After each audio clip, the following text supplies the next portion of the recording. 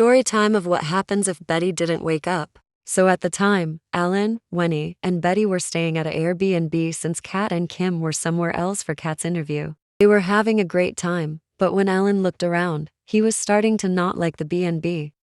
And that they all agreed that there was a rotten smell coming from somewhere.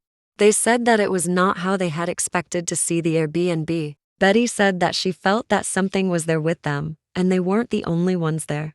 Winnie said that it had to be the paintings because she thought that they were a bit scary to her. They said that there was 3 or 4 paintings with the same person, and they were so confused on why they were there. After Alan hung up the phone on Kim, they were going to sit on the couch and watch some Netflix on the main TV. They said that they couldn't turn on the TV because it was just a static noise coming from the TV. Alan said that the TV kept on randomly turning off, and that it finally turned on after many tries of turning it on. Betty said that wherever they go they would always take pictures, but where they were they didn't feel like taking pictures. Alan said that there was no night lights, and that he had to sleep in the dark. Winnie said that after they closed the windows and the curtains, she looked through them when she was laying down and said that she felt like someone was watching her sleep. Betty said that after she turned off the lamp, she closed her eyes for 1 second and heard something. Alan said he couldn't sleep because he heard babies crying. Betty said that she heard a beeping sound and thought that the others heard it. Betty said it couldn't have been a fire alarm.